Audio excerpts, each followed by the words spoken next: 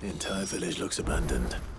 Now, which house would a bookworm live in?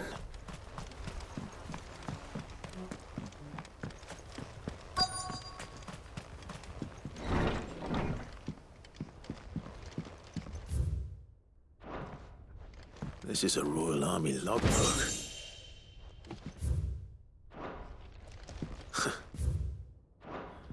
His interests were certainly varied. This is it. But if this is true, I need to get this back to the hideaway.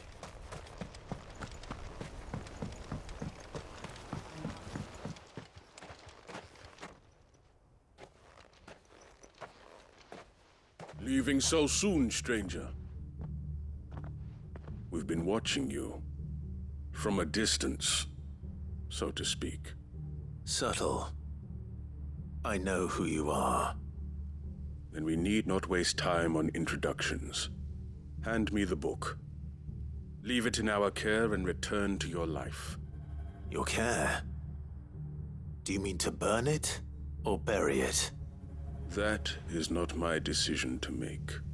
But by one means or another, its contents shall be removed from the common record. Then I'll have to politely refuse. I won't let you erase our history. Then we find ourselves at an impasse. Very well. The book can just as easily be pried from your dead hand.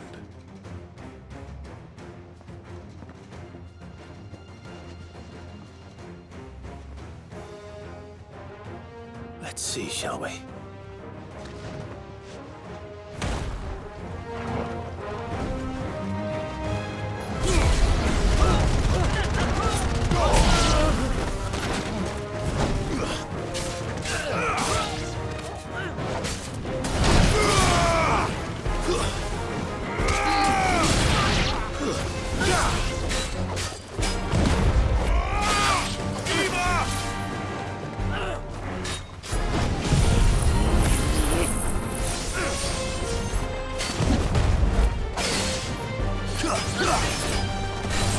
Nice try.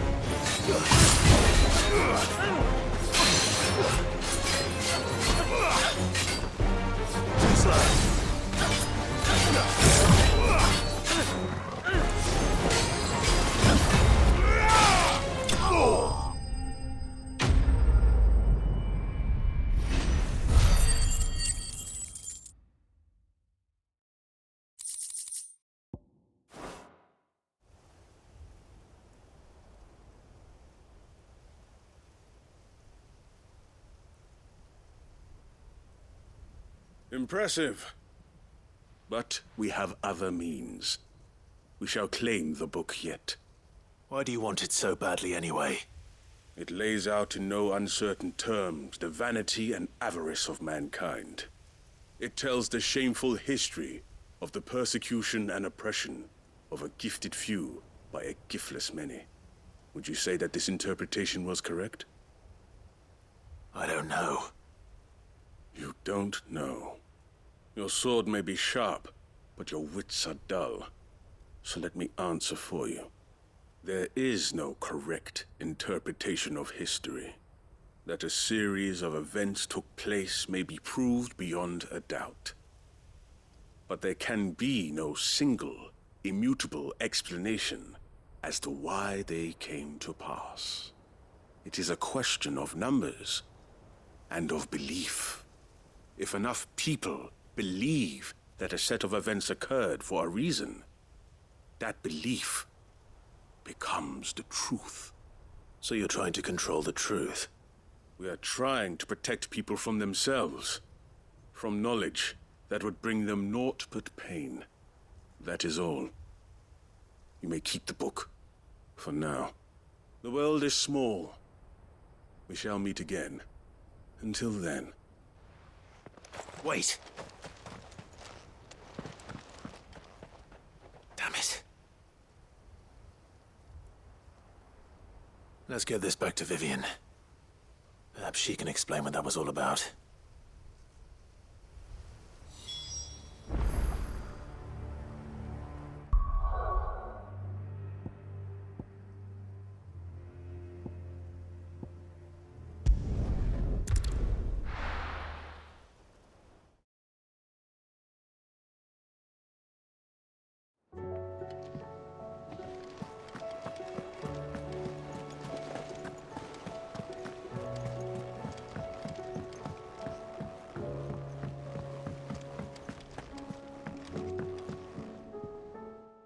Vivian.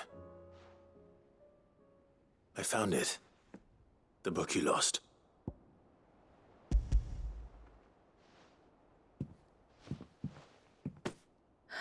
You found it.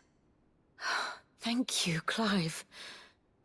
Even though I asked this of you, I was not entirely sure it would be possible. I feared the executors had seized every copy. I met with one of these executors, and I convinced him to let me keep it. He told me something. That the truth is just a matter of collective belief. And that if enough people believe a lie, that lie becomes the truth. It does. But it also means that the truth is not immutable. That it can be changed.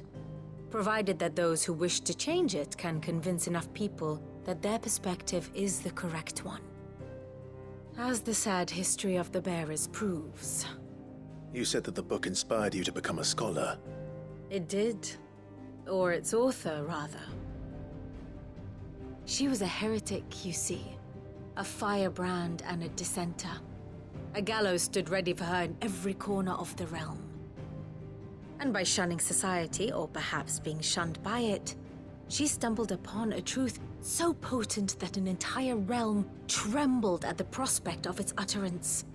I, too, have always felt somehow set apart from the world of men. A stranger to my own species.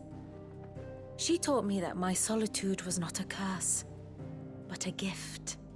And that, though my journey to the truth might be a lonely one, what I found at my destination would be more than worth the cost. Do you still feel that way? That you're not one of us? Honestly, I'm not entirely sure anymore. Since coming to the hideaway, I find my thinking somewhat clouded. Perhaps the result of studying mankind from a rather closer perspective than I had intended. But the more I study, the more I find value in this perspective. In looking not from the outside, but from within. So if you'll permit me, I'd like to continue my work here. Remember, Clive, When enough people believe, belief begets truth. Give the men and women of this benighted world the gift of truth. Make them believe in you, as I do. I'll try, Vivian. I'll try.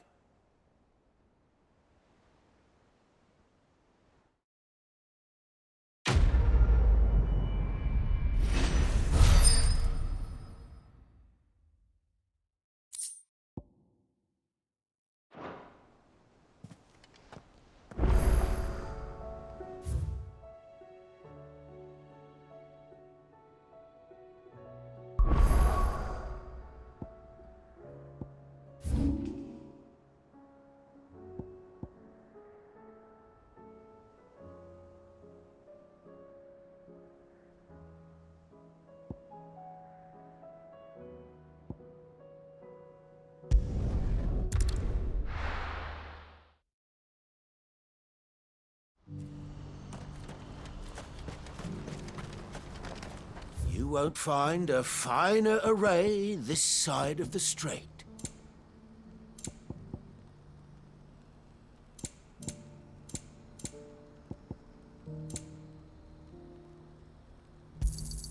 A fine choice. Do you see that too?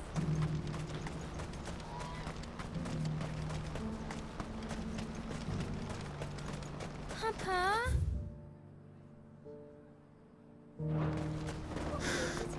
What is it? Please, just make it stop. I'm scared. It's all right. I'm here.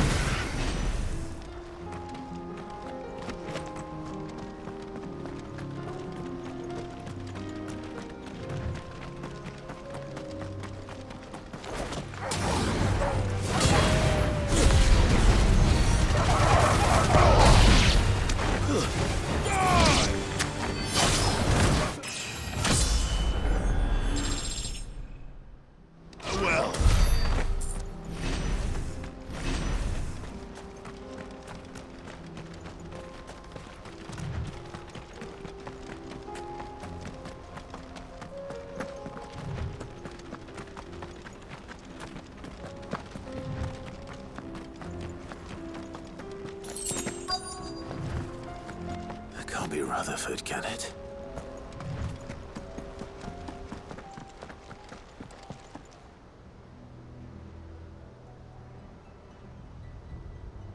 Turncoats and cowards, the lot of you! If it's a fight you want, it's a fight you shall have! Allow me. I don't need your... Please, Field Marshal, oblige him. This won't take long. You're right. It won't. Men, finish him.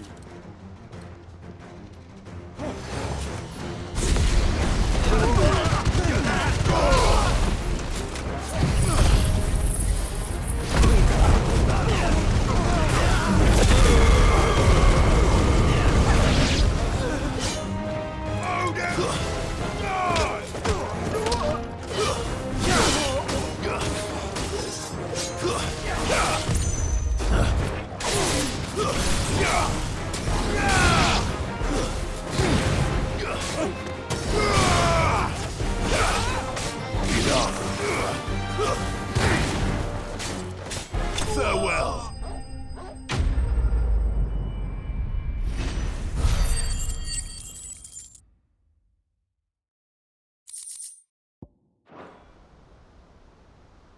A little longer than I'd have liked.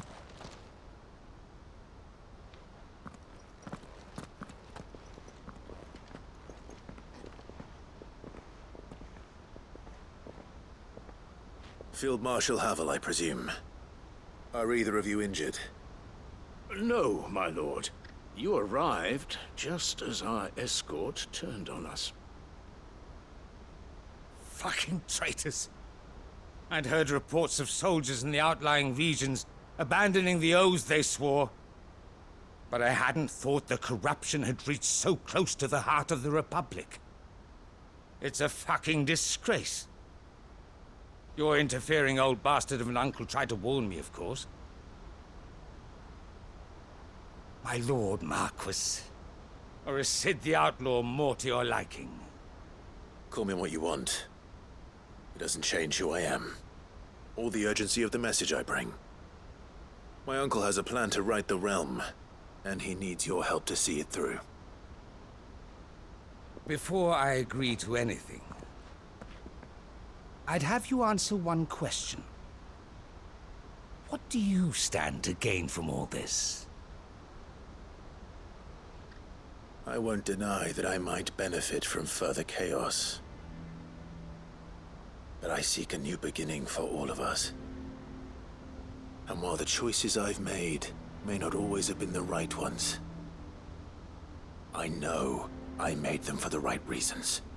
For so long, so many of us have been told how we could live, how we could die, when it should have been our decision all along. Now we have a chance to put things right. But in order to take it, we must stand together. Even if it be beside those with whom we don't see eye to eye.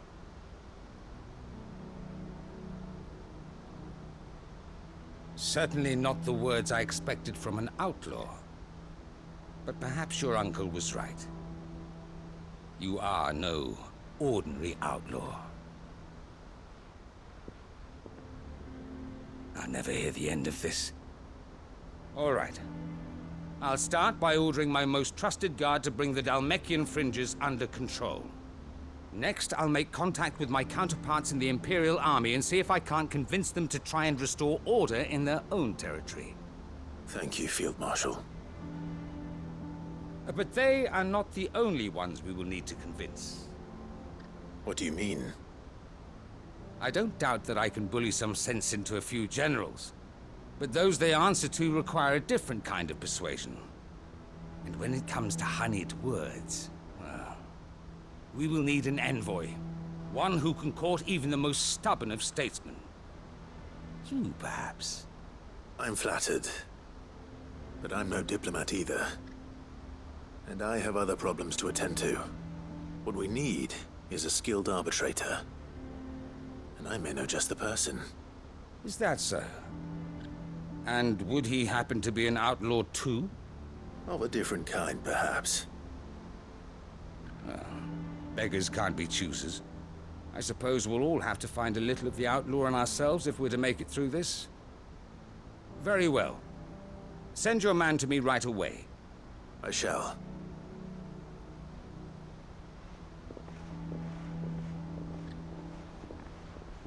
My Lord Marquis.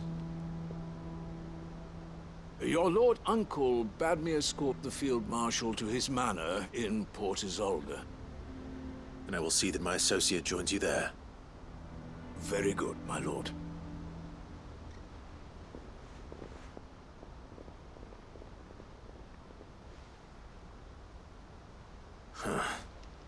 An envoy. I'm not sure I'm the man to talk anyone round. I can barely convince my brother to take his medicine. No. This is a job for someone with experience. Someone like Quentin. I hope I can convince him at least.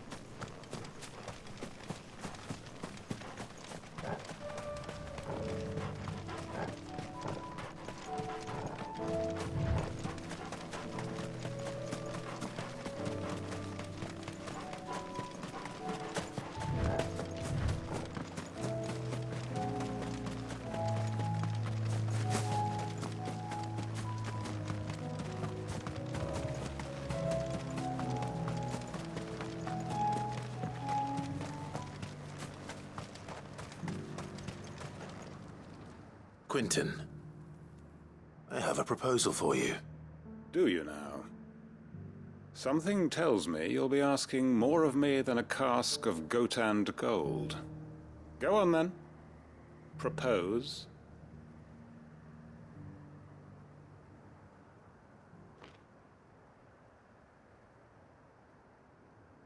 You'd have me convince the chiefs and chamberlains of the realm that they should simply swallow their pride and do the one thing that has proved impossible for thousands of years. Was there anything else? Perhaps I can fetch you a meat pie as well. I know it's a lot to ask, but I can think of none better suited to the role. And you'd have me give up what little I have left to do it. I told you, Clive. The people of Lostwing are my family, and I cannot abandon them. You'll have to find someone else. I'm sorry to hear that. So am I. And why might that be? What he's asking. How's it any different to what you've done so far? They want you to speak for those who can't speak for themselves. That's what you do best. If it's the vineyard you're worried about, we'll see that the grapes are picked and the tons filled. You know we will. It's not that. Then what is it? You said yourself we're family. Don't you trust us? You know that's not what I'm... Then what are you saying? That only we are worth saving? Why turn your back on everyone else? You convinced us we could build new lives for ourselves, and if you can do that, who's to say you couldn't convince the entire realm? A stirring argument. I fear that any rejoinder I make might fall somewhat flat by comparison. So you'll join us? Where do you need me? Field Marshal Havel will want to speak with you in person. He's currently in Port Isolde. I can arrange for a party of Cursebreakers to accompany you there. That would be very much appreciated. I hear the roads are far from safe these days. Hopefully not for long. My uncle will want to know that his plan is taking shape.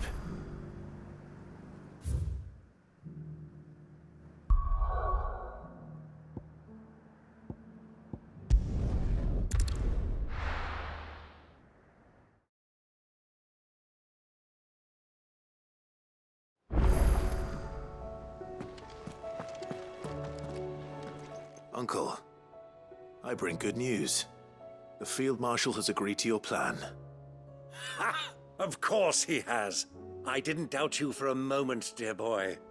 Rutherford is accompanying him back to your manor in Port Isolde as we speak. They will await your return there. As will one other. One other? Who, exactly? Lord Havel was concerned that even if he could get the realm's armies to agree to an accord, he might not be as successful in convincing those with political power. He asked if I might have a solution, and I suggested a certain Imperial Lord Magistrate turned Liberator. One of your co-conspirators? Master Quentin would probably call me one of his, but yes. Another outlaw, then. Just the thing we need to put these rotten politicos in their places. Good thinking, Clive. I'm glad you approve. The more the merrier, eh? Uncle, assuming Havel and Quentin can solve our problem with the armies, you still haven't mentioned how we might manage the grain shortages. Oh, don't you worry, my boy. The 7 high houses will be seeing to that. They have all agreed to make the most generous of donations. Oh, of course, it did take a little persuasion, but luckily I had some unexpected help. From who? Why, you, my boy. Rumor has it that you rescued the Lady Ariane's head steward Rockford from a horde of bloodthirsty bandits. It was more of a handful. Well, the old battle axe was so pleased. She had a shipload of talents delivered to my private docks by the next new moon. And when the other houses saw the parsimonious old crone's purse strings finally loosen, they as good as tripped over themselves in the rush to follow suit. I'm happy to hear it. Now, I must be getting back to the manor. Join us there at your earliest convenience, would you? Of course, Uncle.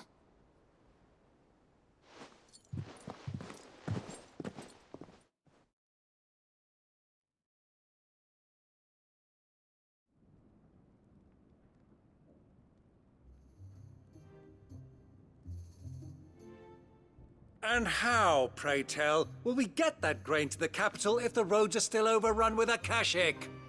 You'll find another bloody road. I only have so many men, and I'm not about to send them headlong into an ether flood. That is, unless you'd have them turn as well. Well, I'd certainly eat less. Says the man with a belly bigger than a band of curls. My soldiers actually need their rations. Without any food to keep them going, they'll be dead even before you've sent them on your fool's errand. If I may, gentlemen, perhaps I might suggest an alternative approach. Though supply routes are indeed disrupted, there is no shortage of ships. Indeed, they bob away in every bay from here to Randalar, awaiting a safe haven. Allow them to make port and fill their bellies full of grain. And once those who crowd the cities are fed, ferry the displaced back to the countryside to work the fallow fields. But I'm sure that you wish to continue your discussion. Forgive the interruption. Two such firm friends as yourselves need no help from the likes of me. Rutherford spoke fondly of the great bond between you. Us? Friends? I can't stand the man! Clive, I'm beginning to question the quality of the company you keep. And what kind of company were you expecting him to keep? The man's a criminal! Criminal? How dare you? You are not fit to breathe the same air as this fine, upstanding young gentleman. Upstanding? He calls himself Sid the Bloody Outlaw! Once more onto the breach.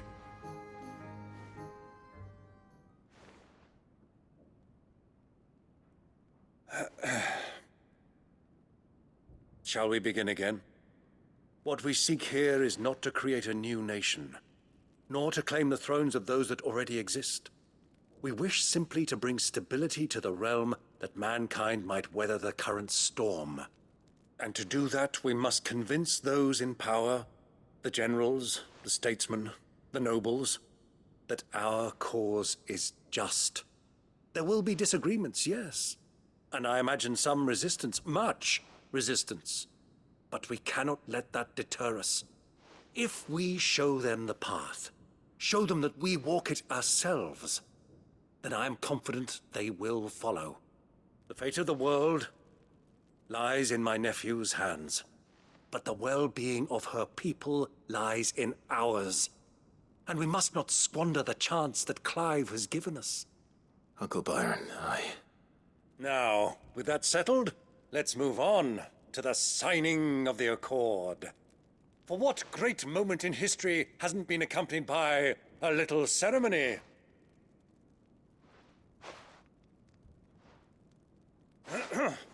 Citizens of Valisthea, I present to you the Triunity. Rutherford, Mike Will.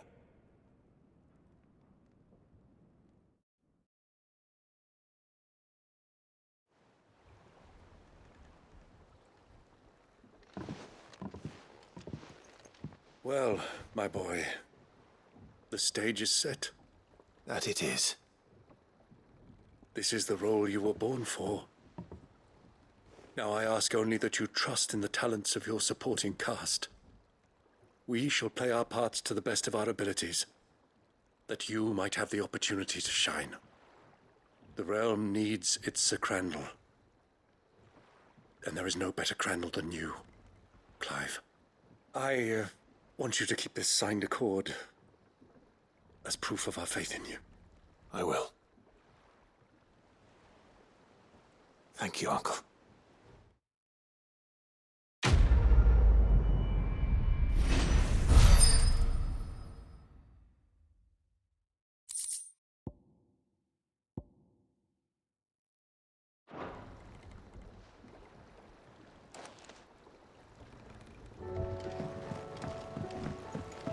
What do you think that thing is? And how the hell is Sid gonna deal with it?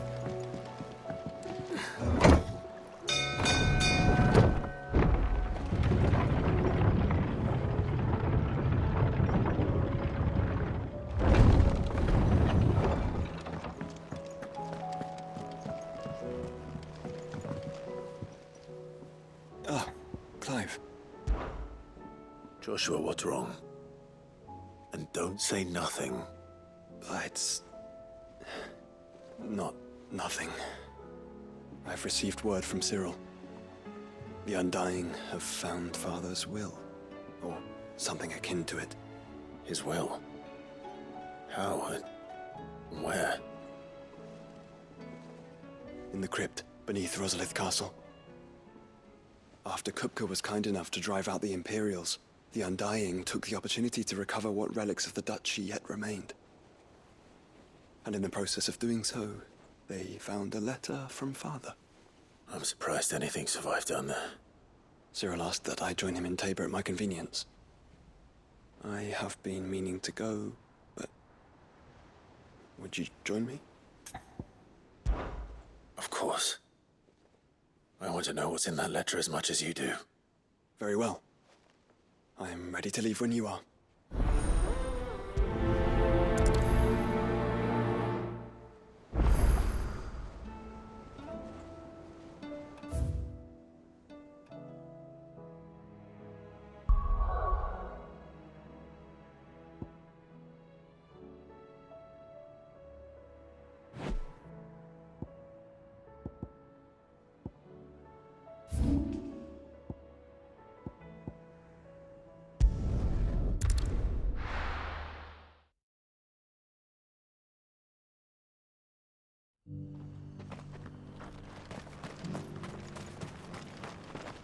Are you buying or selling?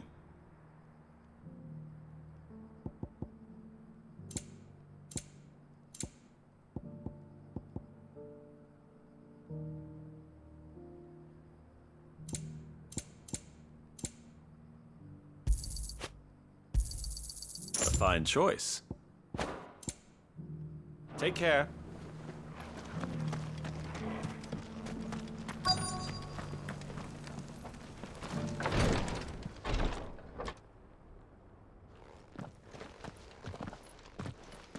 Your Grace, my lord, I trust your journey was not overly onerous. Cyril, you found a letter from Father? Yes, I have it here.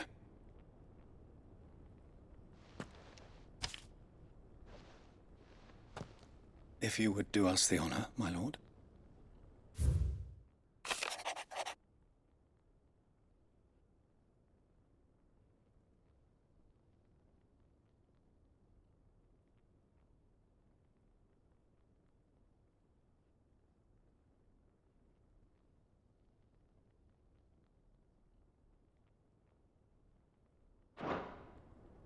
An inheritance. It would seem the late Archduke penned this missive shortly before his passing. The day before we left for Phoenix Gate. What are these plans he spoke of? His plans for the Duchy, Your Grace. Your father entrusted them to my predecessor, the former bearer of the Burning Quill, who entrusted them in turn to me. The complete emancipation of bearers is their stated aim. But your father's dream did not end there. His Grace also spoke of building hospices to care for those stricken by the curse, and the founding of a new university to further the development of non-magical technologies. With the blight spreading ever more widely across the twins, Archduke Elwyn saw this as the only means of securing Rosaria's survival. He wished to see men and bearers treated as equals. To see centuries of common wisdom overturned. Small wonder he did not think it achievable within his lifetime. But he thought it achievable nonetheless. Had he not, he would never have written this message. Nor would he have entrusted his vision to his most faithful aides, those who would have stood with you, shielded you from the machinations of the less benevolent personages at court. It's a pity only they are still with us. 'Tis true that those most loyal to your father were the first to suffer the Duchess's wrath. But one at least remains, and she has come bearing gifts. What do you mean? Mayhap it is better that she explain, my lord. After all, the duties entrusted to me by my predecessor extended only to recovering His Grace's will and arranging a meeting with the one who might execute it, or a part of it, at least. And where is this woman? She awaits you in the archive, Your Grace. Thank you, Cyril. Shall we then?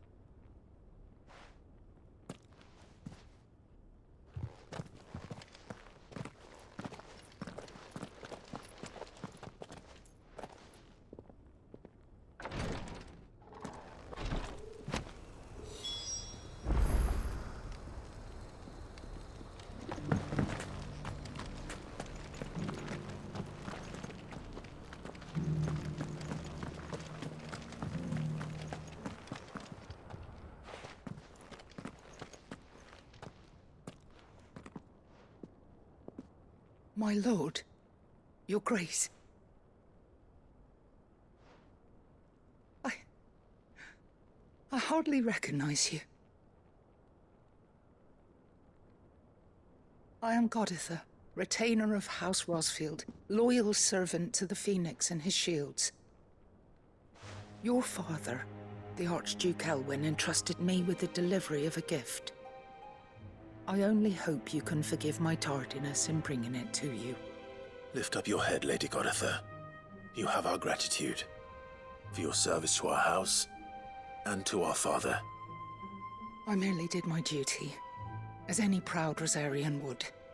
My lady, perhaps you could explain a little more? What exactly is the gift you bring? As I'm sure you know, it has long been the custom for the children of House Rosfield to be presented with certain keepsakes upon their coming of age. Indeed it has. Our father often spoke of the day when our turn would come. And had he lived to see it, he would have presented you with the treasures I bear. Matching armbands for you both. Alas, he did not live. Indeed, he was taken from us even before they could be completed. He had intended to claim the Heartstone with which each armband was to be finished himself, but it was not to be. And his gifts remain incomplete. I see. It saddens me to bring them before you, as they are. It was your father's wish that you be presented with the finished articles, not these works in progress. But with His Grace long since gone, and the stone left unclaimed, I had little choice. You are grown men now, and his house is yours. And while I would not presume to insist upon your claiming the Heartstone in his stead, I know that nothing would have pleased him more than for you to do so. Thank you, Lady Goditha. What say you, Clive? What else? Of course, my lady. May our father's will be done. Oh, I am much obliged. Do you know where we might find this Heartstone, my lady? I do. Though it may be a matter of a good deal more than simply happening upon it. It is found in the bellies of elder griffins, you see. We do at least know where to find one. A certain specimen has made its nest in Titan's Wake, not far from here. A certain specimen? You are most perceptive, Your Grace. In answer to your unspoken question, yes. In fact, this is the very same beast your father meant to slay. I have been tracking its movements since you were but a boy. Were you to slay it in his stead, as men of House Rosfield, it would surely make your father proud. What say you, Joshua? What else?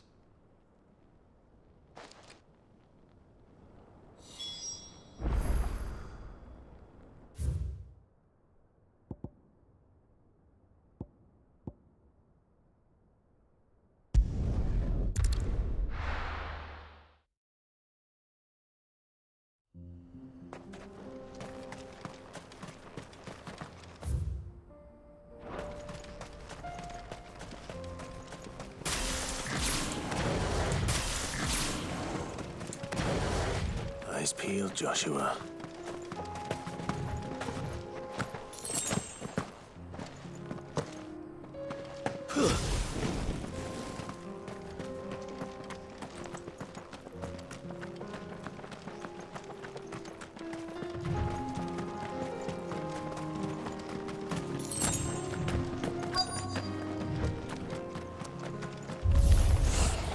There it is. For House Rossfield.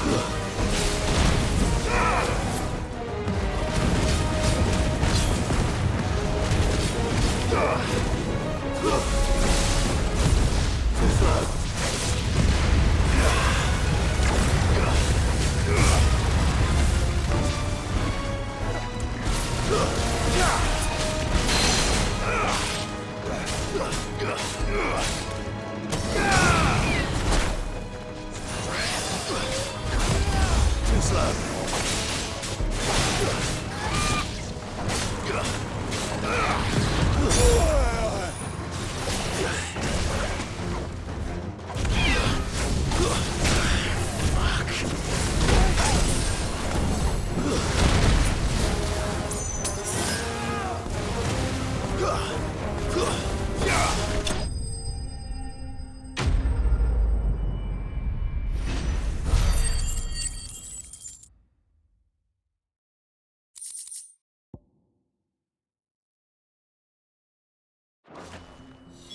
Is this the Heartstone? I expect Lady Godotha will know.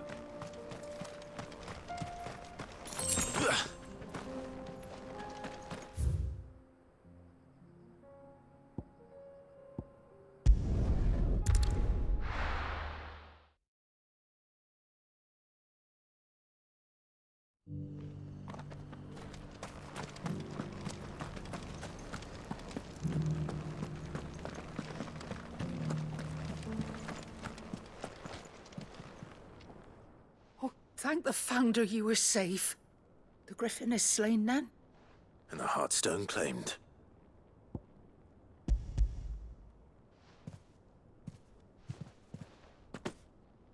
Yes. This radiant luster, like frozen flame. It is just as your father described it. Thank you, my lord. Your Grace. Your father would be so proud. Lady Goditha, the lapidary is ready. Thank you, Cyril. I will be with him shortly. If you would excuse me, I shall have the stone cut and set forthwith.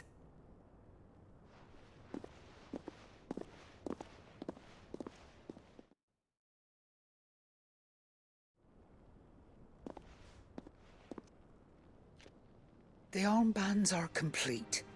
Pray, take them. They are yours, after all.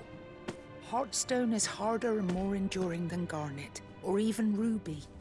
It symbolizes unwavering will and devotion. And the graven vines encircling the stone represent the unbreakable bonds between you. It's a message. Father knew we had enemies both inside and outside the duchy. Enemies who would thwart his vision. Only with unwavering devotion would it ever be realized. And only if we stood together, as Phoenix and Shield, as brothers in arms, only then might those enemies be overcome. Indeed. His Grace knew the enormity of the task he would entrust to you, his heirs. But this was more than just a message. It was a promise. That he would always be with you. Thank you, Lady Goditha, for remaining the steadfast custodian of our father's will. Forgive me, my lady, but there is something I don't quite understand. The Undying told me that after Father died, Mother claimed all of the ducal treasures for her own. Even if the armbands were incomplete, she would surely not have overlooked them. So, how were you able to keep them from her? Because I was the keeper of the vault. Though I was but a lowly servant, your father spoke to me of his intentions for the bands, of the deep love he had for both of you, and his hopes for your future. In the days before the disaster at Phoenix Gate, I discovered that the Duchess had ordered her jewelry be sent away from the castle. It was then that I knew she meant to betray us. I tried to warn your father, but it was too late. When word of the fire reached Rosalith, I knew my time was short. So I took up the armbands and I fled into the night. And thank the Founder you did. Yet my duty to your father was incomplete. Not knowing what else to do, I followed the Griffin, thinking I might claim the Heartstone on its passing. And so my pursuit continued, until Lord Cyril appeared before me. He informed me that His Grace's will had been recovered, and that his sons were alive and well. Lady Goditha, on behalf of my father and all the people of Rosaria, I thank you for your loyal service. As do I. Thank you, my lord. Your Grace, for coming back to us, for giving my service meaning.